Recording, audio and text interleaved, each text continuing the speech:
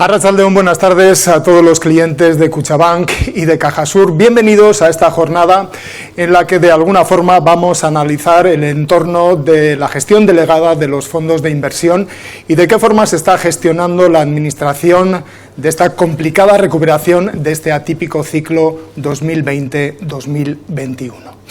Para ello contamos con la presencia de varios expertos. Domingo Barroso es director de ventas en España y Portugal de Infinity International. Bienvenido, gracias por atender a nuestra invitación. Muchas gracias. Contamos también con la presencia de Joseba Urueta, es consejero delegado de Kutxabank Gestión, Ongietorri Joseba, y Jon Echevarría, que es del equipo de inversiones de la gestora del grupo Kutxabank, que nos está siguiendo a través de su puesto de trabajo. Bueno, los clientes del grupo Kutxabank conocen más o menos, perfectamente cuáles son los criterios de inversión del grupo, porque tienen una relación muy cercana con los gestores especializados. Por eso me gustaría comenzar esta jornada de análisis con Domingo, porque me gustaría preguntarte, sois una gestora norteamericana, ¿qué visión tenéis vosotros ahora mismo del entorno y qué perspectivas planteáis o manejáis de cara a este 2021? Pues Joseba, déjame que te responda. Somos una gestora americana, es correcto, pero tenemos una visión global, y yo creo que es la visión global que tienen que tener todos los inversores. Hace unos días, 23 de marzo, se cumple un año de la crisis del COVID, y en esa crisis lo que hemos visto es que la economía global se contrajo casi un 3,5%. Es decir, no fuimos capaces de hacer crecer la economía, al revés, se contrajo un 3,5%. Pero las expectativas que vemos por delante, año 2021 y año 2022, son muy buenas. Todos los organismos internacionales, Fondo Monetario Internacional, los bancos centrales, los bancos mundiales, lo que están diciendo es: vamos a crecer a ritmos de casi el 5,5% en el año 2021 para ir suavizando poco a poco ese crecimiento en el año 2022. Y este crecimiento realmente proviene de dos medidas que han hecho los gobiernos, y vamos a hablar de las dos. Pero la primera de ellas es el programa de vacunación. Estamos todos pendientes del programa de vacunación porque es lo que nos va a permitir a las economías reaperturar la economía. Y yo creo que el umbral crítico que estamos todos mirando, o los gobiernos están mirando, es el 70% de la población vacunada para tener seguridad de reabrir la economía. Bueno, lo que vemos son diferentes escenarios, desde el más pesimista al más optimista. Y lo que sí nos damos cuenta es que entre el más pesimista y el más optimista solamente hay 3 meses, es decir, vamos a poder, los países que lo hagan bien, vamos a poder hacer que en los próximos meses podamos tener una población altamente vacunada. Pongamos algún dato: 400 millones de personas están vacunadas a nivel global, en Estados Unidos son 100 millones, y Biden dice que al ritmo que va, 2,2 al día, más o menos en julio va a poder conseguir ese más o menos 70% de población vacunada. Pero ese crecimiento que hemos dicho antes a nivel global del 5,5% no es igual en todas las economías. Lo que sí hemos visto es que el año pasado la economía que más se contrajo, la economía que más cayó, fue la europea, fue la que peor llevó la gestión de la crisis. Y en los próximos años, si miramos el gráfico entre Estados Unidos y China, lo que también vemos es que China va a seguir liderando ese crecimiento, que ya lo lideró el año 2020, porque la única economía grande que creció el año 2020, cuando todas las economías cayeron, la única economía que creció fue China. Lo ven ahí, casi con un 2%. Pero va a seguir liderando el crecimiento China. Lo bueno de este año y del próximo año posiblemente, especialmente 2021 por los estímulos de Estados Unidos, es que vamos a tener 2 locomotoras tirando de la economía. Cuando antes siempre teníamos una, que era China, hoy en día vamos a tener a las 2 grandes economías creciendo por encima del 7%. Y eso realmente es espectacular. Pero hablando de China, y con ese crecimiento que estamos viendo casi del 7%, del 8%, algo que es imparable y algo que va a ocurrir en los próximos años y que hay que estar muy pendiente como inversores, es que China se va a convertir en la economía número 1. Es decir, no hay duda que puede ser en el 2024, que puede ser en el 2030, va a depender de muchos factores, pero China con su crecimiento, con sus bases estructurales, va a ser la economía número 1 en los próximos años. Ya no solamente China, es decir, casi toda la parte de Asia va a ser una de las regiones para mirar en cuanto a crecimiento. Hemos hablado de vacunas, vamos a hablar ahora de las políticas de estímulo que han llevado los gobiernos para sacarnos de esta crisis. Y pongamos como ejemplo a Estados Unidos. Lo que ha hecho Estados Unidos primero es poner a su banco central, a la FED, a bajar tipos de interés y a inundar el sistema con dinero. Y después lo segundo que ha hecho, que ha sido excepcional, y lo podemos ver posiblemente en algo muy gráfico, es acompañar a los ciudadanos a poder superar esta crisis. Lo que estamos viendo es un cheque americano. Es decir, lo que está haciendo Biden, nada más llegar a la presidencia, y ha sido una de las grandes victorias, es sacar adelante su plan de rescate americano de 1,9 billones. Pero esos 1,9 billones se reflejan en que casi más de 120 millones de americanos, 120 millones de americanos van a recibir en sus casas un cheque de $1.200 para poder consumir. Y lo están haciendo, porque los datos lo que están diciendo es que en los primeros 10 días que la gente recibe los cheques, están consumiendo, están incentivando la economía. El tercer pilar de Biden es la infraestructura. Ha dicho que se va a gastar unos 3 billones en remodelar las infraestructuras, hacerlas más verdes, incentivar el consumo, generar empleo. Tiene clarísimamente cuál es el programa, en este caso, para sacar adelante a Estados Unidos. Es curioso lo que dices, Domingo, porque puede chocar con lo que percibimos los ciudadanos de a pie en el día a día con la economía cercana, doméstica, en España, en Europa, y que explica también por qué están subiendo los mercados. Pero hablando de mercados, ¿no existe cierto optimismo exagerado? Quiero decir, no se ha recuperado ya todo lo positivo, en otras palabras, y dicho directamente, ¿qué es lo que va a tirar y por qué podemos pensar o debemos pensar que los mercados, que las bolsas van a continuar subiendo? Sí pensamos que van a seguir continuando subiendo las bolsas, pero es que hay que entender cómo funcionan los mercados. Hay una conexión entre economía real y mercados financieros. Es decir, la economía real y los mercados financieros van algo desfasados, porque el mercado financiero simplemente lo que hace es expectativas, descuenta lo que va a pasar, con lo cual el mercado financiero, las bolsas, lo que están diciendo es se va a reaperturar la economía, vamos a tener crecimiento. Y eso está haciendo que las bolsas y los indicadores bursátiles estén en unos niveles, yo creo que superiores a la crisis del COVID. Pero vamos a explicar algo que es interesante. Una cosa son resultados y otra cosa son expectativas. Hemos dicho que los mercados se mueven por expectativas. Fíjense, delante lo que tenemos es el crecimiento de beneficios de las compañías americanas y de las compañías europeas el último trimestre de 2020. Lo que vemos es que las compañías americanas crecieron un poquito sus beneficios y no fueron tan importantes el crecimiento de beneficios en las europeas, es decir, crecieron beneficios pero no tanto. Y sin embargo con esos datos tan objetivos de crecimiento de beneficios, el mercado lo hizo bien. ¿Pero por qué el mercado lo hizo bien? ¿Por qué el mercado se comportó bien? Porque las expectativas que había eran mejor en este caso que los resultados que teníamos. Y eso hace que el 80% de las compañías que hayan presentado cifras en S&P 500 han batido las expectativas. Es decir, los resultados eran mejor que las expectativas y en este caso el mercado ha seguido funcionando hacia arriba. Y el otro dato que decíamos es, ¿va a seguir tirando el mercado? Bueno, pues en principio lo que pensamos es que sí. Es decir, el mercado es tan amplio que no solo todas las regiones van a tirar por igual. Lo que vemos en el gráfico es que ha habido economías que lo han hecho muy bien en la época COVID, pero que cuando abramos la economía, cuando tengamos un ciclo más amplio, en el cual haya más comercio, en el cual empieza a subir el petróleo, en el cual empieza a haber, en este caso, más transacciones comerciales, habrá economías que lo hagan mejor. Lo que estamos diciendo es que va a haber una rotación de economías que lo hicieron bien en una época más cerrada de COVID, a economías más aperturadas al comercio internacional, a la economía global que hemos dicho que va a crecer, y lo que tenemos que buscar es esa rotación. No los líderes que lo hicieron bien en los últimos 12 meses van a ser los líderes de los próximos 12 meses. Y lo podemos ver también por sectores. Es decir, recordar que los sectores que lo hicieron mejor en la época COVID fue la tecnología que nos permitía estar en casa, entreteniéndonos, trabajando y haciendo todo en casa. Esos sectores volaron. Pero ¿qué va a pasar cuando podamos salir, cuando podamos viajar, cuando podamos coger transporte, cuando podamos ir a los hoteles, cuando podamos ir a restaurantes, que fueron los sectores penalizados? ¿Qué va a pasar con esos sectores? Pues que empezarán a repuntar. Con lo cual, en la gestión activa lo que decimos es, cuidado, que todo lo que lo hizo bien antes no tiene por qué ser lo que va a funcionar. Sí pensamos que va a seguir habiendo crecimiento y pensamos que ese crecimiento existe tanto por regiones, por sectores y por último, por megatendencias. Es decir, las megatendencias es algo que está de manera estructural en el mercado y que no va a depender de los ciclos económicos. Es decir, el cambio de demografía, la innovación, la sostenibilidad, el comercio electrónico, todo eso es estructural. Ahí tenemos que buscar el crecimiento, porque eso no va a depender de ciclos económicos. Eso está ahí para quedarse. Lo que tenemos que saber es buscar cuáles son las compañías que van a transformar todas estas temáticas para poder identificar ese crecimiento, pero siempre va a haber crecimiento en el mercado. Muchas gracias, Domingo. Es curioso, Joseba, Ione, porque Domingo plantea un escenario de recuperación que que para quienes no somos expertos, resulta hasta ciertamente incluso chocante, ¿no? ¿Compartís esta visión de Fidelity? Y si es así, ¿cómo estáis aprovechando las oportunidades que se plantean?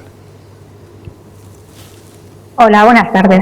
Pues la verdad es que el escenario que ha dibujado Domingo a grandes rasgos es nuestro escenario central. Un escenario de recuperación a distintos ritmos a lo largo de 2021 y 2022 y un escenario también de recuperación a distintas velocidades entre los distintos países. Para adaptarnos a él, la verdad es que son muchos los cambios que hemos ido haciendo y aquí no nos podemos extender contando todos, pero me gustaría destacar dos, probablemente porque son los que son más recientes, ¿no? Y también por poner uno de renta fija y uno de renta variable, como ejemplo.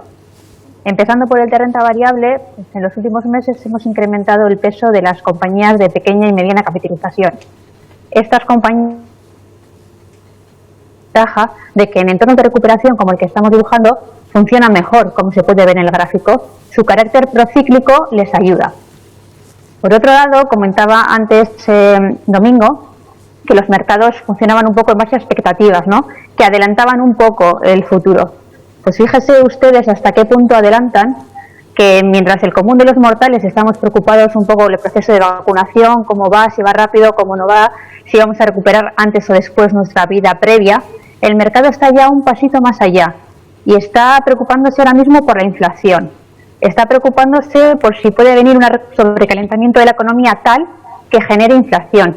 Y esto es lo que ahora mismo las principales noticias en la prensa económica están reflejando. El mercado está pensando, con todos esos paquetes fiscales, esos cheques que comentaba Domingo, que se han puesto encima de la mesa, con las tasas de ahorro que están en niveles altos, si se empiezan a eliminar las restricciones porque la vacunación tiene su efecto, esto va a provocar un rebote del consumo relativamente fuerte, ¿no? Y nos puede llevar a un repunte de la inflación significativo. ¿Y esto cómo se traslada en el mercado? Pues se traslada en que las expectativas de inflación, principalmente en Estados Unidos, pues han crecido con mucha fuerza, como se puede ver en ese gráfico. ¿Y esto cómo se ha incorporado a través de cambios en sus carteras? Pues bueno, allá por octubre, cuando todavía, digamos, pues compramos bonos ligados a la inflación, ¿no? Y ahora, después de este tirón, pues hemos tomado cierto beneficio, porque aunque sí creemos que puede haber ciertas presiones inflacionistas a corto plazo, nuestra visión no es de una inflación alta de manera estructural. Gracias, Ione, por tus explicaciones.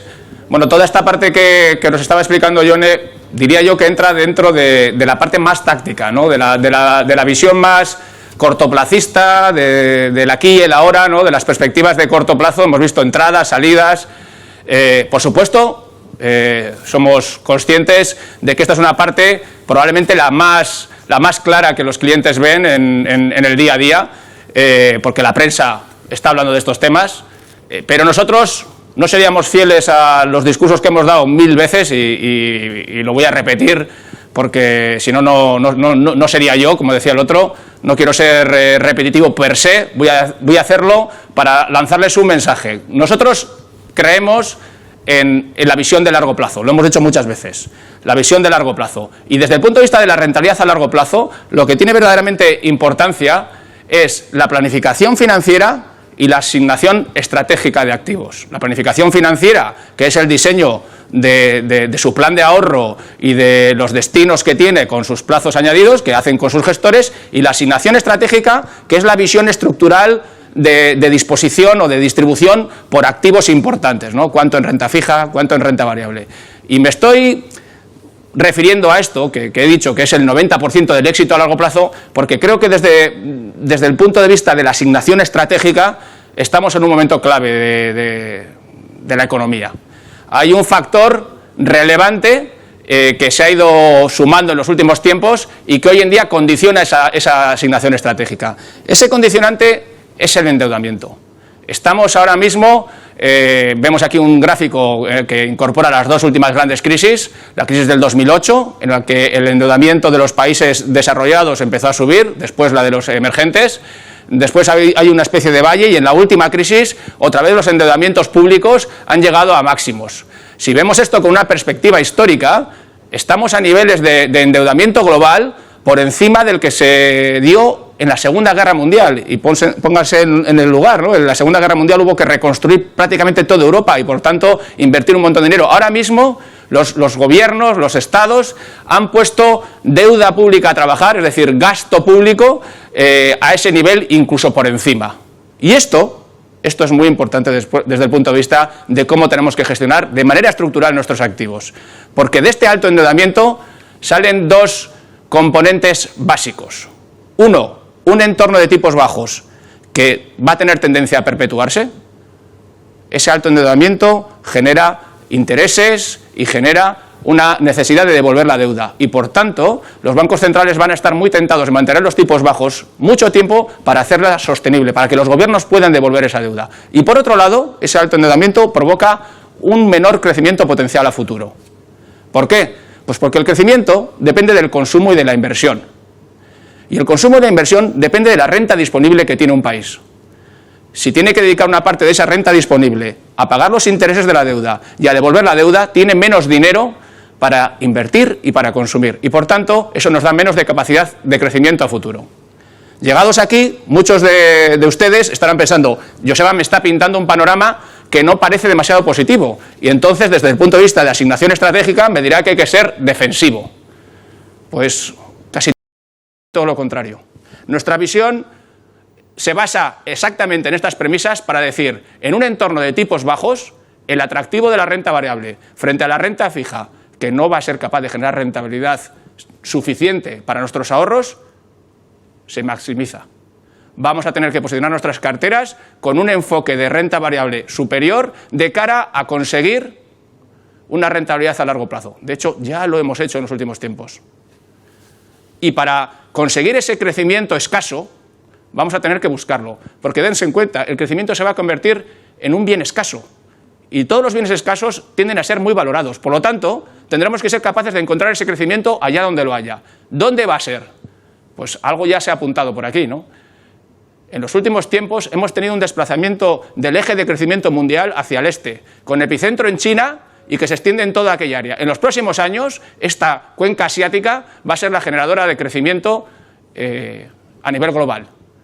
Estas economías que son capaces de crecer tienen que estar representadas en nuestras carteras, porque van a ser las que nos den ese crecimiento tan escaso, pero que se va a convertir en algo tan preciado. Por otro lado, y también mencionado, las famosas megatendencias. Se utiliza mucho desde el punto de vista marketingiano. Nosotros estamos hablando de megatendencias como aquellas visión estructural de oportunidades que se van a generar a futuro. Ha dicho antes Domingo, no dependen del ciclo, van a estar ahí sí o sí. El envejecimiento de la población, los retos ambientales, el crecimiento de las economías emergentes y su dinamismo. Todas esas tendencias van a estar ahí a lo largo de muchos años y van a suponer una oportunidad para aquellas empresas y sectores que sean capaces de aprovecharlas. Al final, Domingo, tanto Joseba como Ione se sitúan... Perdona, Joseba. Sí. El directo es el directo. Es lo que y me he saltado. Me iba a sentar, pero antes de que yo me siente, me gustaría que Ione volviera desde su puesto. Hola, Ione, perdona que te estaba olvidando. Y que nos recuerde a los clientes cómo estamos nosotros incorporando pues estas ideas de largo plazo que estábamos contando en nuestras carteras. Y disculpen ustedes por el error del directo. Bueno, al igual que antes les hemos explicado cómo hemos ido haciendo esos cambios para adaptarnos a la coyuntura, que es lo menos importante, la verdad es que llevamos muchísimo tiempo preparando sus carteras para lo que es lo realmente importante, que es la visión de largo plazo y esa asignación estratégica que comentaba Joseba. Quizá aquello que mejor refleja cómo hemos ido preparando las carteras es el fondo Kutxabank Bolsa Tendencias Carteras. Este fondo lo creamos el año pasado y lo fuimos incorporando precisamente para dar visibilidad a la importancia de prepararse para el futuro. Un futuro donde la tecnología ha sido evidente que va a estar muy presente, lo ha estado este 2020 y lo va a seguir estando. Un futuro también en el que todo el tema asiático, cuenca asiática, consumo relacionado con esa clase media, etcétera, es realmente fundamental también, ¿no? Aquí tienen ustedes exposición indirecta a través del Bolsa Tendencias, pero también exposición directa pues a través de la inversión en emergentes. Comentaba antes Domingo, bueno, los planes fiscales, ¿no? Aparte del cheque, aparte de las ayudas, de los ERTES, etcétera, hay planes muy potentes de infraestructuras. Y esto supone una oportunidad que también debe ir incorporándose en las carteras. La salud. Ha sido más que evidente en el COVID que la salud es fundamental, ¿no? Y más en una población donde las pirámides cada vez están más invertidas y vamos hacia una población más envejecida. Esto supone grandes retos para las economías y los gobiernos, pero también se pone cambios en los hábitos de consumo, cambios en la forma de ofrecer productos y servicios que plantean retos, pero también oportunidades que tienen que ir, pues bueno, perfilándose e incorporándose a las carteras. Y por último, la transición, ¿no?, energética, todo lo que tiene que ver con la sostenibilidad. Gobiernos, política monetaria, etcétera, han puesto mucha carne en el asador para sacar a las economías de esta crisis. Pero tienen muy claro que esa salida no puede ser de cualquier forma, ¿no? Tiene que salir una salida hacia un mundo más sostenible como objetivo final. Por eso, todo lo que tenga que ver con soluciones en esta vía, el coche que comentaba antes eléctrico Domingo, etcétera, son unas oportunidades de inversión que deben contemplarse desde ya en sus carteras. Y de ahí que llevemos mucho tiempo incorporando todas estas tendencias como pilar fundamental de su inversión. Al final, ahora sí, tanto Yone como Joseba se sitúan, Domingo, en una era completamente post-COVID, en un futuro post-COVID. No sé si compartes esta clave que está determinando la toma de decisiones en el caso de Kutxabank Gestión. Pues totalmente. Sí, yo creo que lo hemos dicho ya de manera excesiva, pero simplemente poner algunos datos de que el crecimiento está en la cuenca asiática. Es decir, si nos fijamos en lo que es Asia, está creciendo a ritmos superiores a lo que es la economía desarrollada tanto en Estados Unidos como en Europa. Es decir, lo que sí decimos es que el próximo siglo va a ser el siglo de Asia, pero especialmente por varias razones. Déjame mencionar alguna de ellas. Hemos hablado de la población, hemos hablado de la demografía, y parece que no es importante, pero es muy importante, porque la cuenca asiática tiene el 60% de la población mundial. Eso significa que los países, los gobiernos quieren transformar esa población en clase media, en urbanizarla y en que consuma. Porque antes lo decía Joseba, el consumo y la inversión es lo más importante para el crecimiento. Piensen que en Estados Unidos el consumo representa el 75% del PIB, pero es que en China todavía representa el 60%, con lo cual tiene mucho recorrido China para hacer que su economía dependa del consumo y que crezca esa demografía. Lo que estamos viendo es que el epicentro de la cuenca asiática sigue siendo China, pero tenemos crecimientos en diferentes países como Singapur, como Corea, como Taiwán, que son realmente espectaculares comparado con lo que vamos a ver en Europa. Déjenme que les dé un dato simplemente para que vean la importancia de la cuenca asiática en transporte marítimo. De los 10 puertos marítimos más grandes en cuanto a tráfico marítimo, 10, hay 9 que están en Asia. 9 de cada 10 en esos están en Asia. El último es Rotterdam, pero delante de Rotterdam tenemos 9 puertos marítimos que están en Shanghái, en Shenzhen, y que están haciendo que el comercio mundial se desplace realmente hacia Asia.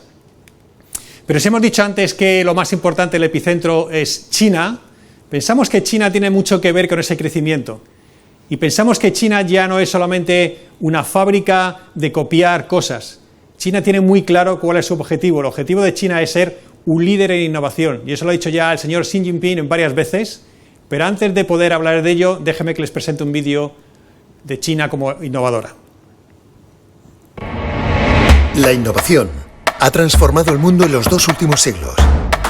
Y esta innovación se acelera cada vez más. China, con más de 1.400 millones de personas, ha sabido innovar para seguir creciendo. Hoy es el país con mayor población de usuarios de Internet y de usuarios de medios de pago móvil. Un país que toma el testigo de la innovación.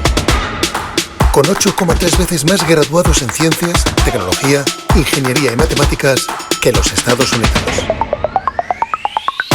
China es el hogar de las compañías líderes en innovación, generando el 31% de las patentes mundiales, más que cualquier otro país.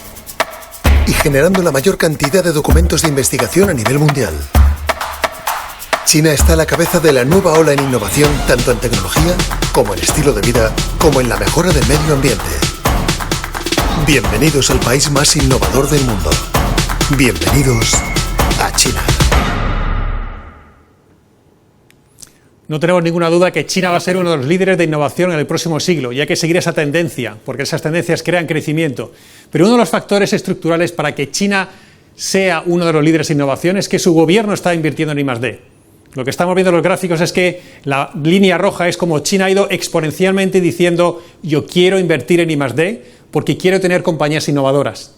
Fíjense que la guerra comercial que existe entre Estados Unidos y China, lo que hay encubierto es la guerra del 5G, no hay otra cosa. Pero después del 5G habrá más cosas, habrá innovación, y China quiere ser independiente en innovación respecto a Estados Unidos. La gran guerra en los próximos años va a ser de innovación. China invierte muchísimo en innovación y yo creo que este año está superando a Estados Unidos. Y el otro dato que decía el vídeo es que China es capaz de generar casi 8 veces más licenciados en tecnología, en ingeniería, en matemáticas que Estados Unidos. Es decir, tienen la materia gris para poder innovar. Tienen a los estudiantes, tienen a los licenciados, tienen a los profesores para poder innovar en un país que la regulación es mucho más flexible que en Estados Unidos. Tienen su propio Silicon Valley, tienen sus propias startups, que ya conocen ustedes, como TikTok. Es decir, tienen realmente mucho por delante que decir en cuanto a innovación. Pero si hablamos de innovación en China, déjenme que les cuente algún ejemplo, muy rápidamente. La innovación de China va a ser la innovación en tecnología, en la propia tecnología como tal. Hay una frase impactante que dice que si los datos hoy en día es el petróleo, China es la nueva Arabia Saudí. Es decir, China maneja más datos que ninguna economía en su conjunto. Con todos esos datos y con la nube, con el 5G, que ya tienen 700.000 torres instaladas de 5G, con la inteligencia artificial, son capaces de digitalizar cualquier negocio. Y hoy en día la eficiencia y la productividad va por digitalizar. La segunda innovación, en este caso, es la sanidad. No sé si la han escuchado ustedes, pero China registra el mayor número de patentes a nivel mundial. Pero ya no solamente a nivel mundial número de patentes. El número mayor de patentes en oncología lo está registrando China. Es decir, China quiere embarcarse en darle solución al cáncer y muchos científicos dicen que en los próximos años será China la que presente esos datos. Pero aparte del cáncer está el genoma humano, las terapias personales y por último la tecnología, la innovación en la parte de sostenibilidad, en la parte de medio ambiente. Es decir, China tiene clarísimamente que quiere crecer de manera equilibrada, que no quiere generar residuos. Por eso está haciendo todo lo posible para generar el hidrógeno verde, energías renovables, y hacer una fuerte inversión, sobre todo en el coche eléctrico. Y para terminar, déjenme que les hable un poco del coche eléctrico, porque es algo que es una tendencia que estamos invirtiendo, yo creo que en casi todas las gestoras. Pero el coche eléctrico se puede ver de diferentes maneras. Déjenme que les ponga un ejemplo. Cuando hubo la fiebre del oro en Estados Unidos, no se hizo rico quien encontró el oro, porque muy poca gente encontró el oro. Quien realmente se hizo rico fue quien compró el pico y las palas, o quien fabricó el pico y las palas para poder vender. En el coche eléctrico pasa igual. La parte más importante del coche eléctrico es la batería. Y si queremos invertir en el coche eléctrico como tendencia, podemos decir invierto en Tesla o invierto en Volkswagen. Los dos son grandes fabricantes, se están compitiendo el número 1 y el número 2 a nivel mundial, pero realmente la clave es diseccionar toda la cadena de valor del coche eléctrico y decir ¿dónde está el valor del coche eléctrico? ¿Está en la producción o está en las baterías? Pues fíjense, hay una compañía china que es súper innovadora, se llama CALT, y lo que tiene es una fábrica, bueno, tienen miles de fábricas que lo que hacen es fabricar las baterías de los coches eléctricos. Tiene el 60% del mercado de China de fabricación de baterías y tiene el 24% de cuota de mercado a nivel global. Está llegando a acuerdos con Tesla, con lo cual realmente cuando vemos una megatendencia no somos tan simplistas de decir invirtamos ahí, tenemos que disgregar todo y decir dónde está el mayor valor de esa megatendencia. Posiblemente las baterías y los semiconductores sea la parte más crítica del desarrollo de los coches eléctricos. Fantásticos los datos que has aportado, Domingo, sobre la economía china. Muchas gracias. Nos quedan unos pocos minutos, Joseba, que quizás quieras aprovechar para dirigirte al público, a las personas, a los clientes que nos están siguiendo. Sí, muchas gracias, Joseba. Bueno, estamos ya terminando. Lo que decía Joseba, en esta presentación hemos visto un montón de cambios sobre la mesa. Un entorno cambiante que además se ha acelerado durante la pandemia. Cambios que ya venían de atrás, cambios nuevos. Todos hemos sentido el cambio más en nuestras propias carnes. Nosotros mismos hace año y poco, justo antes de que empezara el encierro que sufrimos el año pasado, estábamos haciendo presentaciones a lo largo de 10 ciudades, presentando, como todos los años, pues, nuestro ejercicio anterior. Este año estamos aquí, vía streaming, dirigiéndonos a todos los clientes a la vez, en vez de desplazarnos a 10 ciudades. Estos pequeños cambios de una parte de nosotros, sumados todos, pues son grandes cambios para la economía. En aquella reunión del año pasado, veníamos de un año 2019 que había sido muy potente para los activos. Y nosotros como entidad habíamos sido capaces de trasladar una rentabilidad muy satisfactoria a nuestros clientes. Este 8,10 es la rentabilidad por euro gestionado que habíamos trasladado a nuestros clientes. En un entorno favorable, una rentabilidad satisfactoria. Satisfactoria y comparativamente con las otras entidades con las que competimos en el mercado, la número 1. Habíamos aprovechado el mercado y lo habíamos hecho mejor que las otras 9 entidades, este grupo de las 10 mayores entidades que gestionan activos en España. Este año, 2020, en un entorno súper diferente, muy cambiante, muy complejo, hemos vuelto a presentar rentabilidad positiva. El dato no es tan espectacular como ese 8,10, es un 3,80 de rentabilidad por euro medio gestionado, de rentabilidad trasladada a nuestros clientes. Yo estoy mucho más orgulloso de este dato, porque sin duda cuando lo pones en comparación otra vez con ese grupo de 10 grandes entidades con las que competimos en el mercado, se ve que ha sido un año difícil para todos, pero que algunos hemos sabido pues, gestionar mejor. Seguramente ayudados por la confianza que ustedes han depositado en nosotros, porque otro de los hitos del año pasado ha sido que hemos sido la entidad con mayores suscripciones netas del mercado. También comparándonos con este que llamamos nuestro mercado, que son esas 10 mayores entidades. Que hayamos tenido las mayores suscripciones netas del mercado en un entorno tan complicado en el que la gente pues, tiene dudas, y las hemos sufrido todos, es un signo de confianza. Ustedes, en vez de dudar de nuestro modelo, de nuestra capacidad para gestionar sus inversiones, han confiado más en nosotros. Esto nos posiciona hoy en día como una entidad relevante en el mercado. Somos, bueno, en cuanto Bankia sea absorbida por CaixaBank, seremos la 4ª entidad por activos gestionados en España. Esto nos da el tamaño suficiente para gestionar de una manera global, hemos hablado de China, hemos hablado de megatendencias, de una manera eficiente, de una manera diversificada, sus ahorros convertidos en inversión. Pero también quiero recordar que ese tamaño suficientemente pequeño para ser fuertes en uno de los valores máximos que creo que tenemos, y es la proximidad. Creo que podemos decir con orgullo que somos capaces de mantener una relación próxima con nuestros clientes, que esperamos que no se pierda por esto del streaming y que estoy seguro que sus gestores están manteniendo. Esa proximidad para nosotros es un valor importante, que genera seguramente gran parte de esa confianza que ustedes han depositado en nosotros. Por eso, quiero terminar con esto, con un agradecimiento a su confianza, con una visión que les hemos intentado dar del futuro próximo y del futuro más a largo plazo, con estas ideas que hemos querido traerles, y agradecerles mucho una vez más su atención, y un abrazo desde aquí a todos nuestros clientes. Pues muchísimas felicidades por el fantástico desempeño a todo el equipo de Kutxabank Gestión. Gracias, Domingo Barroso, eskerrik asko, Joseba Orueta y Jon Etxebarria, por las interesantísimas reflexiones que nos habéis trasladado de una forma tan amena y tan fácil de entender. Y a todos ustedes también muchísimas gracias por la atención que nos han prestado, y si tienen el gusto, hasta otra ocasión.